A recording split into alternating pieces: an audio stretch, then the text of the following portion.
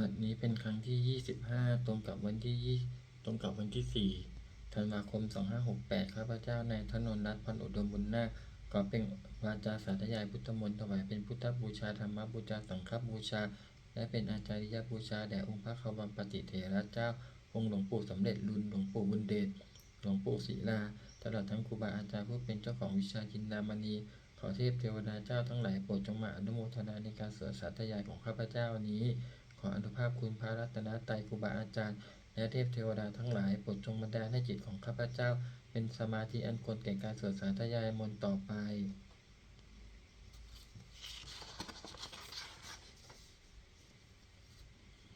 บทสวดชุมนุมเทวดา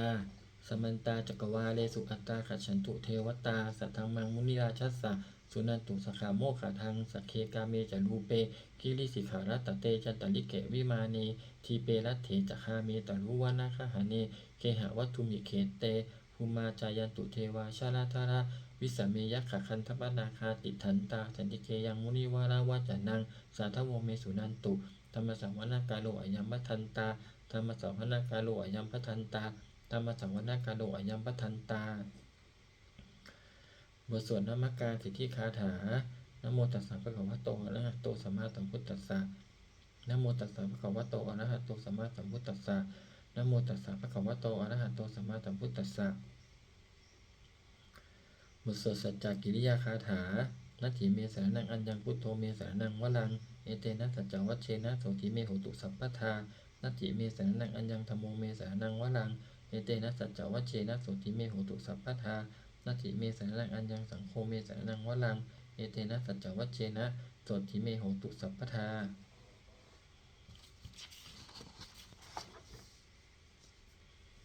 บทสวดมหาการุณิโกนาโถติอาธิกาคาถามหาการุณิโกนาโถอัฏฐายะสัพพปานินังปูเรตวาปารมีสภาปัตโตสัมโพธิมุตตมังเฮเตนะสัจจวัชเชนะมาโหตุสัพพุปัตถวามหาการุณิโกนาโถหิตายะสัพพปานินังปูเรตวาปารมีสภาปัตโตสัมโพธิมุตตมังเฮเตนะสัจจวัชเชนะมาโหตุสัพพุปัตถวามหาการุณิโกนาโถสุขายะสัพพปานินังปูเรตวาปารมีสภาปัตโตสัมโพธิมุตตมังเอเตนะสัจจวัชเชนะมาโหตุสัพพุปัตถวา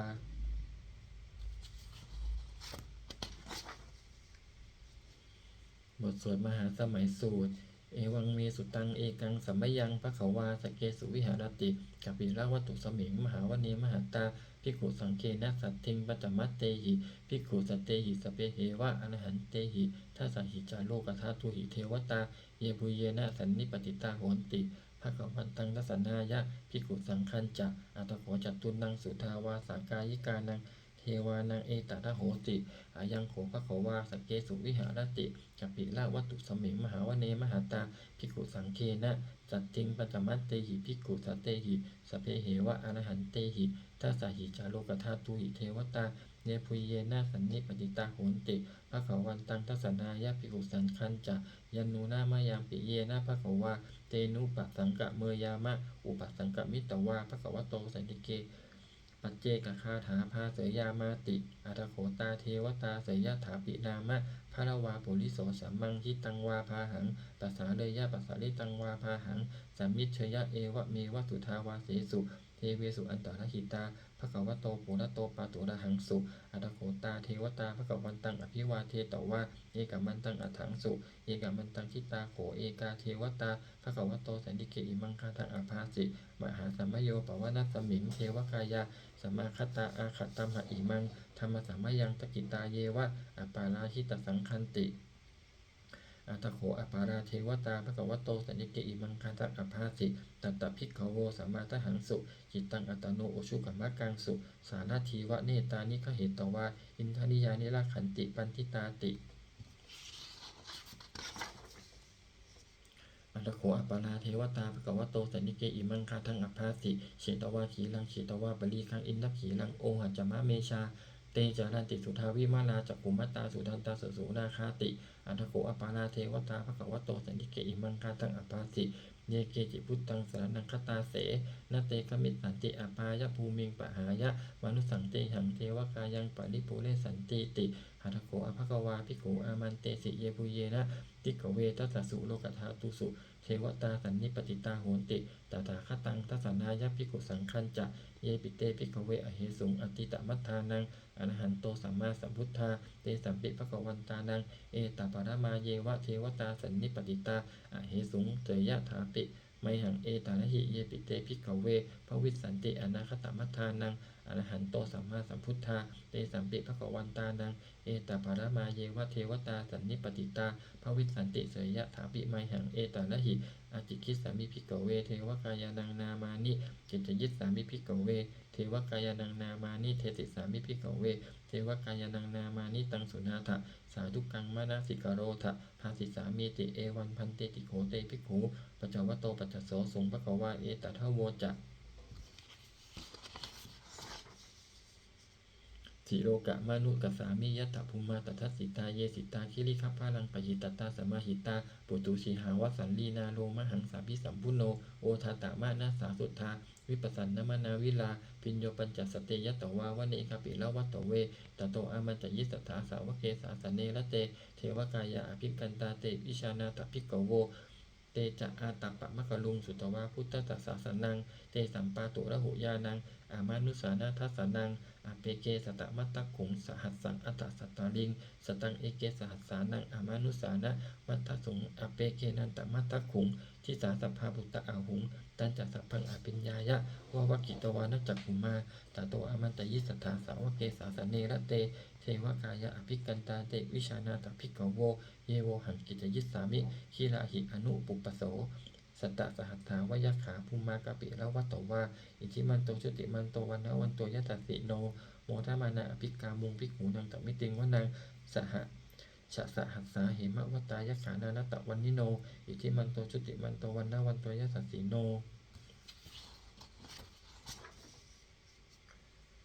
โมทมานาอภิกามุงภิกขุนางสมิติงว่านางสาตาคีราติสหัสสายักขานานตะวันนิโนอิทิมันโตชุติมันโตวันนะวันโตยัสสสิโนโมทมานาอภิกามุงภิกขุนางสมิติงว่านางอิเจเตโสราสสหัสสายักขานานตะวันนิโนอิทิมันโตชุติมันโตวันนะวันโตยัสสสิโนโมทมานาอภิกามุงภิกขุนางสมิติงว่านางเวสามิจจาปัญจสัตตายักขานานตะวันนิโนอิทิมันโตชุติมันโตวันนะวันโตยัสสสิโนโมทมานะอภิกามุงภิกขุนังต่อมิติงว่านางกุมมิโรราชกหิโกเวปุลสันนิเวสันนังพิโยนังสตสหัสสังยักขานังปยิรุปาสติกุมมิโรราชกหิโกโสภาคัสสมิติงว่านางปุริมันจัติสังราชาตตะละโตภาษาสติคันตพานังอธิปติมหาราชายสัสสิโสอุตตปิตัสสะปะหาโวนินนานามามหาปาลาอิทิมันโตชุติมันโตวันนะวันโตยัสสสิโนโมทมานะอภิกามุงภิกขุนังต่อมิติงว่านางทักขินันจัติสังราชาวิรุณโหตปัสสาสติภูมันทานังอธิปติมหาราชายสัสสิโสปุตตปิตัสสะปะหาโวอินทนามามหาภาลาอิทิมันโตชุติมันโตวันนะวันโตยัสสสิโนโมทมานาอภิกามุงภิกขุนังสมิติงว่านางปัจฉิมันจัติสังราชาวิรูปโขปัสสาสตินาคานังอธิปติมหาราชายสัสสิโสปุตตปิตัสสะปะหาโวอินทนามามหาภาลาอิทิมันโตชุติมันโตวันนะวันโตยัสสสิโนโมทมานาอภิกามุงภิกขุนังสมิติงว่านางอุตตะลันจัติสังราชากุเวโรตปัสสาสตินาคานังอธิปติมหาราชายสัสสิโสปุตตปิตัสสะปะหาโวอินทนามามหาภาลาอิทิมันโตชุติมันโตวันนะวันโตยัสสสิโนโมทมานาอภิกามุงภิกขุนังสมิติงว่านางปุริมาทิสังตตะละโถตะกิเนนะวิรุหโกปัจฉิเมนะวิรูปโขกุเวโรอุตลังทิสังจัตตาโรเตมหาราชาสมันตาจตุโรทิสาตัทธัลละมานะอัฏฐังสุวันเนกาปิละวัตตเวเตสังมายาวิโนทัสสะอากูวันจนิกาสัทธามายากุเตนทุเวเตนทุวิภูจะวิภูโตสหะจันทโนกรรมเสโทจะกินนุคันทุนิคันทุจะปะนาโทโอปะมัญโยจะเทวสุโตจะมาตะลิอิตเสโนจะคันตโพนโรราชาชโนสัพโพ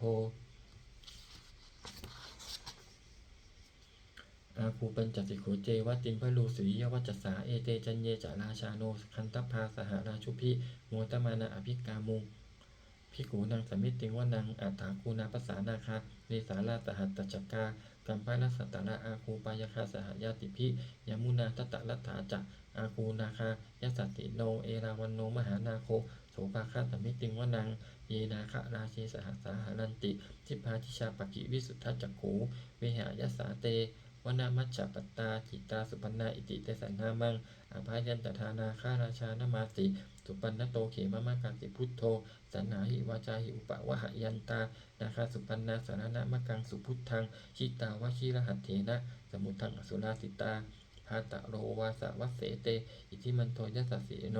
กาลกัญชามหาพิสมาอสุราทานะเวคัสสาเวปัจจิตติสุจิตติจะปหาราโทนมูจิสหะสัตตัญจะผลิตปุตตานังสเพเวโรจนามักกาสันนหิตวาพลิงเสนังลาหุพัทธมุปาขมุงสัมโยธานิพัตันเตภิกขุนังสมิติงวนังอาโปจะเทวาปัทวีจะเตโชวโยตถาคัมมุงวรุณเทวาโสโมจะยะสะสาสหะเนตากรุณากายิกาอาคูเทวายะสัสสิโนตัสเสเตทัสสทากายาสัพเพนานัตตวนิโนอิทิมันโตชุติมันโตวันนะวันโตยะสัสสิโนโมทมานาอภิกามุงภิกขุนังสมิติงวนังเวนทูจะเทวาสหลีจะอสมาจะทุเวยะมาจันทสุปนิสาเทวาจันทมาคูปุรกิตาสุริยสุปนิสาเทวาสุริยมาคูปุรกิตานักขัตตานิปุรกิตวาอาคูมันทวราหากาวะสูนังวะสโวเสโถสโกบาคาปุรินทโทตัสเสเตทัสสทากายาสัพเพนานัตตวันิโนเอติมันโตชุติมันโตวันนะวันโตยะสัสสิโนโมทมานาอภิกามุภิกขุนังสมิติงวนังอัฏฐาคูสาภูเทวาชนะมัคคิสิกขาริวะอนิตตกาจะโลชาจะอุมมาปุปะนิพาสิโนวรุณาสาธรรมาจะตุตาจะอเนชกาสุเรยะรุจิระอาคูวาสวัตเนสิโน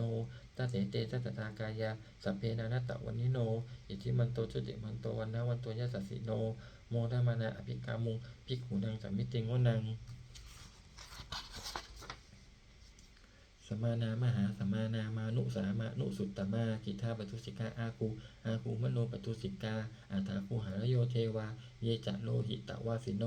ปาราคามหาปาราคาอาคูเทวายสัสสิโนทัสเสเตสัตถากายาสัพเพนานัตตวันนิโนอิทิมันโตจุติมันโตวันนะวันโตยัสสัสสิโนโมทมานาอภิกามุงภิกขุนังสัมมิติงวนังสุกากะรุมหาอรุณาอาคูเวคะนะสาสหะโอตาตะไคหาปาโมกขาอาคูเทวาวิจักขันนาสัตตามัตตาหาราคาชามิสกาจยัสสสีโนท่านได้ยังอาคาปชุนโนโยติสาอภิวัสติตัสเสเตทัตถากายาสัพเพนานัตตวันนิโนอิทิมันโตชุติมันโตวันนะวันโตยัสสสีโนโมทมานาอภิกามุงภิกขุนังสัมมิติงวนังขีมิยาตุติตายามากัจกาจยัสสสีโนสัมมิตการามเสถาโชตินามาจะอาสวานิมานาลติโนอาคูอัฏฐาคูปะละนิมิตาทัสเสเตทัตถากายาสัพเพนานัตตวันนิโนอิทิมันโตชุติมันโตวันนะวันโตยัสสสิโนโมทมานาอภิกามุภิกขุนังสัมมิติงวนังสัทเถเตเทวนิกายาสัพเพนานัตตวันนิโนนามันวะเยนะอาคัยฉุงเยจันเยสดิสาสหาปะวุตชติมัคขีลังโอขาตินนามานาสวังทักเขมูคตาลังนาคันจังทังวะอสิตาติตังสุภัมมาปารามโตจะปุตตาอิทิปโตสหะสันนังกุมารโลติโสจะโสปาคัสสัมมิติงวนังสหสัพพามโลกานังมหาปมาพิติตติอุปปันโนชุติมันโตพิสมากายโยยัสสิโสทัสเสถะอิสระอาคูปัจเจกะวะสวัตติโนเตสัญจะมัชโตอาคาหาลิโตปริวาลิโตเตจะสเพอภิกันเตสินเตเทเวสัพพัมมะเกมาราเสนาอภิกามิปัสสะกันนะสัมมันทิยังเยตะคันนะพันตถะราเคนะพันธมัตุโวสมันตาปริวาเดตะมาโวมุจิตาโกจินังอิติตถะมหาเสโนปนะเสนังอเปสยิปานินาตาระมหัจจะสารังกัตวานะเพระวังยะถาปาวุสโกเมโกธนะยันโตสวิชุโกตถาโสปัจจุทาวัตติตังกุโทอัสยังวะเสตันจะสัพพังอภิญญายะวะวะกิตวานะจักขุมาจะโตอามันจะยิสัทธาสาวะเกสาสเนระเตมาราเสนาอภิกันตาเตวิชานาตภิกขโวเทจะอาตัปปะมะกะลุงสุตวาพุทธสัสสะสนังวิตาราเกหิปกามุงเนสังโลมาปิอิชยุงสัพเพวิชิตสังคามาพยาติตายสัสสิโนโมทันติสหภูเตหิสาวกาเตชะเนสุตาติบทสวดจุลชัยปกรณ์นะโมเมพุทธเตชะสารัตนตยธรรมิกาเตชะปสิทธิปสีเทวานารายะปาระเมสุราสิทธิปมาจะอินทาจะจัตุโลกาคัมภีรักขกาสมุทธาภูตุงคังคาจะสาพัมมะชัยปสิทธิภวันตุเต ชัยยะชัยยะทะละนิทะละนิอุตติอุตทีนาทีนาทีชัยยะชัยยะฆ่าคนละตนละนิสัยนิไรสายเสนะมีรูราชพลนรชีชัยยะชัยยะคัมภีระโสมพีนาเคนทนาคีปีศาจภูตกาลีชัยยะชัยยะทุนนิมิตาโลคีชัยยะชัยยะสิงคีสุธาธานะมุขชาชัยยะชัยยะวรุณนะมุขสาตาชัยยะชัยยะจำปาทินาคะหุระคันตกะชัยยะชัยยะคัจฉคนนตุลงสุการะผุชงสีหะพยกะทีปาชัยยะชัยยะวรุณนะมุขยาตาชิตะชิตะเสนาลีปุณะสุทธินรดีชัยยะชัยยะสุขาสุขาชีวีชัยยะชัยยะธรณีตะเลสัทธาสุชัยยาชัยยะชัยยะธรณีสารติงสัทธาชัยยะชัยยะมังการาชรัญญาภวเคชัยยะชัยยะวรุณยักเขชัยยะชัยยะรักขเสสุรพุชเตชาชัยยะชัยยะพัมเมตคนาชัยยะชัยยะราชาธิราชสาชัยชัยยะชัยยะปฐวิงสัพพังชัยยะชัยยะอรหันตาปัจเจกพุทธสาวังชัยยะชัยยะมเหสุโรหโรหรินเทวาชัยยะชัยยะพรหมาสุรโขชัยยะชัยยะนาโควิรุณหโกวิรูปโขจันทิมาระวิอินโทจะเวนะเตโยจะกูเวโรวลุโนปิจะอคิวายโยจะปาชุนโหกุมาโลทตะรัตโกอัฏฐาละสะมหาเทวาสิทธิตาภสะอาทโยอิสิโนสาวกาสัพพาชัยยะรามโมพวันตุเตชัยยะธรรมโมจะสังโฆจะทะสะปาโลจะชัยยะกังเอเตนะชัยยะเตเชนะชัยยะโสถีพวันตุเตเอเตนะพุทธเตเชนะโหตุเตชัยยะมังคลังชัยโยปิพุทธสัสสิริมัตโตอายังมาลัสสัจจปปิมัตโตปาราชัยโยอุโกสัยยัมโพธิมันเทปโมทิตาชัยยะตถาพัมมคณามเหสิโนชัยโยปิพุทธสัสสิริมัตโตอายังมาลัสสัจจปปิมัตโตปาราชัยโยอุโกสัยยัมโพธิมันเทปโมทิตาชัยยะตถาอินทคณามเหสิโนชัยโยปิพุทธสัสสิริมัตโตอายังมาลัสสัจจปปิมัตโตปาราชัยโยอุโกสัยยัมโพธิมันเทปโมทิตาชัยยะตถาเทวคณามเหสิโนชัยโยปิพุทธสัสสิริมัตโตอายังมาลัสสัจจปปิมัตโตปาราชโยอุโกสัยยัมโพธิมันเตปโมทิตาชัยยะตถาสุปันนาคณามเหสิโนชัยโยปิพุทธสัสสิริมัตโตอายังมาลัสสัจจปปิมัตโตปาราชโยอุโกสัยยัมโพธิมันเตปโมทิตาชัยยะตถานาคคณามเหสิโนชัยโยปิพุทธสัสสิริมัตโตอายังมาลัสสัจจปปิมัตโตปาราชโยอุโกสัยยัมโพธิมันเทปโมทิตาชัยยะตถาสัพพมคณามเหสิโนชัยยันโตโพธิยามูเลสักยานังนันทิวัตโนเอวังตวังยุชโยโหหิชัยยะสุชัยมังคะเลอปาราชิตปัลลังเกสีเสปฏิวิโปคะเลอภิเสเกสัพพพุทธานังอคัปปโตปโมทัตติสุนัขตังสุมังคลังสุปภาตังสุหุติตังสุขโนสุมุหุตโตจักสุยิตังพมจาริสุปนักกินังกายกรรมังวาจากรรมังปนักกินังปนักกินังมโนกรรมังปณิทีเตปนักกินานิกตวานาลปันตเถปนักกิเนเตอัฏฐรัตถะสุกิตาวิรุณหาพุทธสานิสเนอาโลคาสุกิตาโหทะสหสัพเพหิยาติภิสุนันตุโพนโตเยเทวะอัตตมิงฐาเนอธิคตาทีคายุกาสัทธาโหตุสุขิตาโหตุสัพพทาลักขันตุสัพพสัตตานังลักขันตุชินะสาสนังยากาติปัฏนาเตสังสเปปูเรตุมโนรัฐายุตตากาเดปวัตสันตุวัสสาวรหักาโลคาจุปัตถวาเตสังนิวาเรนตุจัสสัพพทากายาสุขังกิตตสุขังอรหันตุยะถาระหัง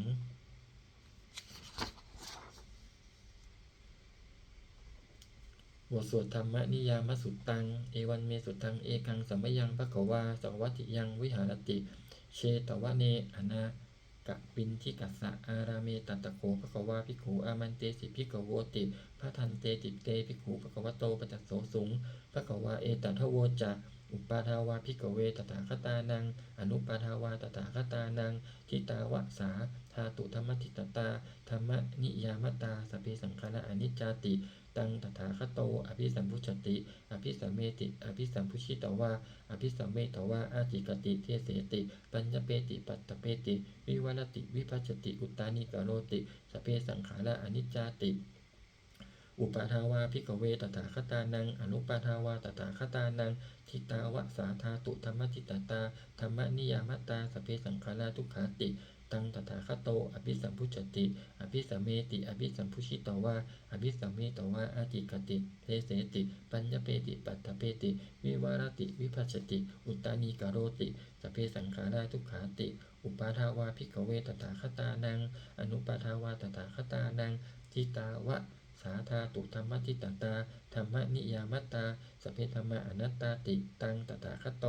อภิสัมพุชติอภิสัมเมติอภิสัมพุชิตวาอภิสัมเมตวาอติกติเทเสติปัญญเปติปัตตเปติวิวารติวิภัชติอุตตานิกโรติสัพเพธรรมะอนัตตาติอิทะมะโวจะภควาอัตตมนาเตปิขุภควโตภาสีตังอภินันทุนติ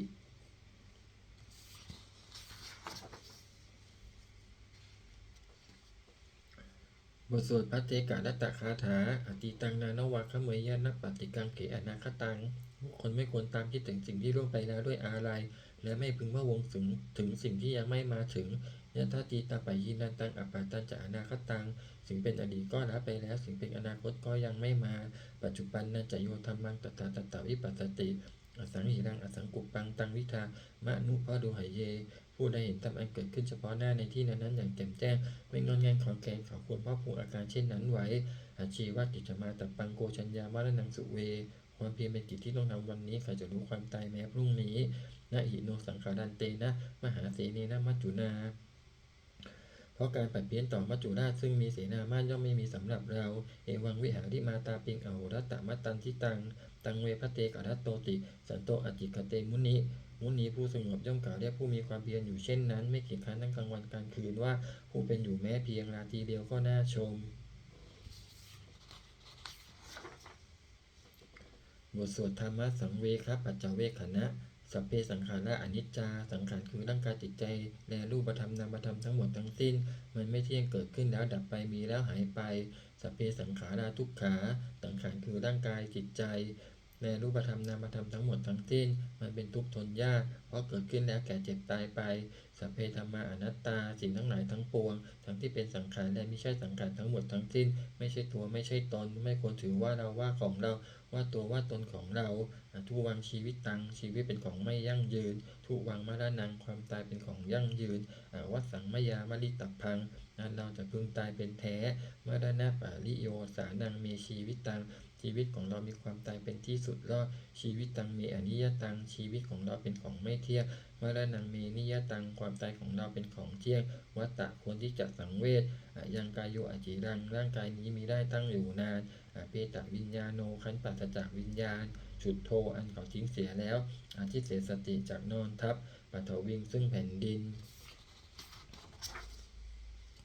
กลิงข้าดังอิวะประดุจดังว่าท่อนไม้และท่อนฟืนนิรัตถังหาประโยชน์มิได้อนิจจาวัตสังขาราสังขารทั้งหลายไม่เที่ยงหนออุปาทวยธรรมมิโนมีความเกิดขึ้นแล้วมีความเสื่อมไปเป็นธรรมดาอุปชิตวานิรุชันติการเกิดขึ้นแล้วย่อมดับไปเตสังอูปะสมูสุโขความก็ไปสงบระงับสังขารทั้งหลายเป็นสุขอย่างยิ่งสัพเพสัตตามาราติจะสัตว์ทั้งหลายทั้งปวงกำลังตายอยู่มาลิงสุจะมาลิสเลที่ตายแล้วและกำลังจะตายตเทวหังมาลิสามิเราก็จะตายอย่างนั้นเหมือนกันนัตถิเมอิทธสังสยโยความสงสัยในความตายนี้ย่อมไม่มีแก่เราเลยบทสวดเมตตายังกินจิกุศลังกัมมังสัพเพหิพระเตหิกตังปุญญังโนอนุโมทันตุสุนันตุโพนโตเยเทวะอัสสมิงฐาเนอธิคตาทีคายุกาสัทธาโหนตุสุกิตาโหนตุทุกขาปมุญจันตุมาตาปิตาสุกิตาโหนตุทุกขาปมุญจันตุสัพเพยติกาสุกิตาโหนตุทุกขาปมุญจันตุสัพเพอญติกาสุกิตาโหนตุทุกขาปมุญจันตุสัพเพปิสาสัพเพยักขาสัพเพเปตาสุกิตาโหนตุทุกขาปมุญจันตุสัพเพอาจาริยุปชายาสุกิตาโหนตุทุกขาปมุญจันตุสัพเพนักขตาสุกิตาโหนตุทุกขาปมุญจันตุสัพเพเทวาสุกิตาโหนตุทุกขาปมุญจันตุสัพเพสัมมตินังสัมมิชันตุโวบทสวดบูชาหลวงปู่ทวดนะโมโพธิสัตโตอาคันติมายะอิติภควานะโมโพธิสัตโตอาคันติมายะอิติภควานะโมโพธิสัตโตอาคันติมายะอิติภควา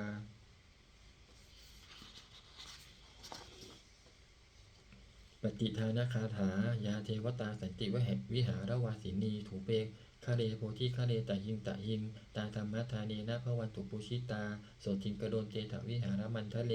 เถราจามัชชานวกาจะพิกขโว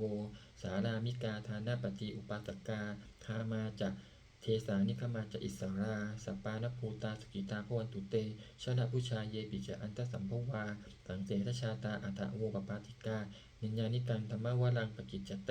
สเพปิทุกขสังกโรตุสังขยังถาตุจีรังสตังธรรมโมธรรมัทธาราจะปุคาราสังโฆโหตุสมโกวะอัฏฐายะจะหิตายะจะอัมเหระคตุสัทธัมโมสเพปิธรรมจาริโนพุทธิงสัมปาปุเนยามะธรรมเมอริยปเวทิเตอสันนาโหนตุสเพปิปานิโนพุทธสาสเนสัมมาหาดังปเวชฉันโตกาเลเทโวปวัสสตุวุจิภาวายะสตานังสมิทังเนตุเมทนิงมาตาปิตาจะอัตตชังนิจังรักขันติปุตตะกังเอวังธรรมเมนะราชาโนปชังรักขันตุสัพพทา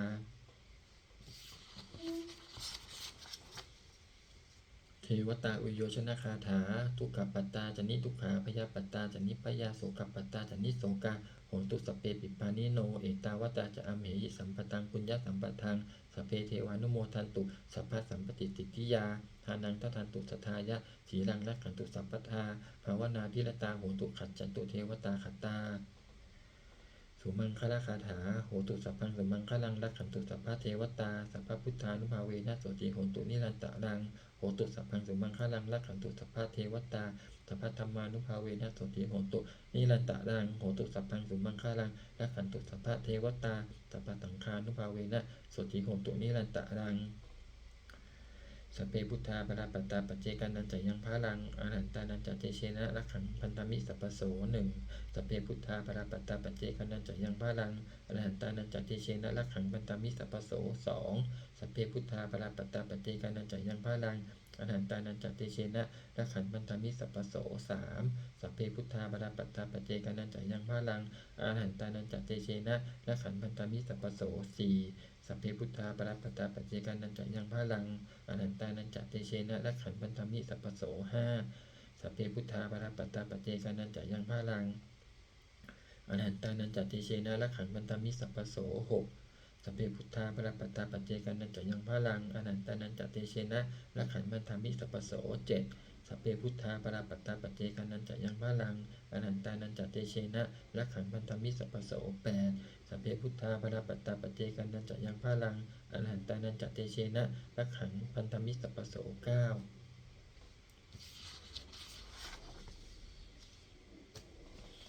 ด้วยอำนาจแห่งบุญกุศลที่ข้าพเจ้าได้สวดสาธยายพระพุทธมนต์นี้ข้าพเจ้าขอน้อมข้าอุทิศถวายเป็นพระราชกุศลแด่สมเด็จพระนางเจ้าสิริกิติ์พระบรมราชินีนาถพระบรมราชชนนีพันปีหลวงผู้เสด็จสู่สวรรคาลัยขออานิสงส์แห่งบุญกุศลนี้จงเป็นสัพพะสิริมงคลแก่ข้าพเจ้าให้แคล้วคลาดปลอดภัยจากทุกโศกโรคภัยอันตรายทั้งปวงให้มีแหล่งรายได้อันสุจริตมั่นคงเป็นสัมมาอาชีพอันชอบธรรมคำว่าไม่มีอดอยากยากจนขออย่าได้มีแก่ข้าพเจ้าขอให้ข้าพเจ้ามีสมาธิตั้งมั่นในพระธรรมคำสอนแห่งองค์สมเด็จพระสัมมาสัมพุทธเจ้าดำรงอยู่ในความดีงามตลอดกาลนานอีกทั้งขอเทพเทวดาทั้งหลายผู้ได้อนุโมทนาสาธุการในบุญกุศลนี้โปรดประสิทธิ์ประสาทพรน้อมส่งอนุภาพแห่งมงคลไปสู่วัตถุมงคลพระปิดตายอดเศรษฐีทั้งฝ่ายไทยและฝ่ายลาวรวมถึงวัตถุมงคลทั้งปวงที่สามสิ่งอมูเลตได้จัดสร้างขึ้นให้เปี่ยมด้วย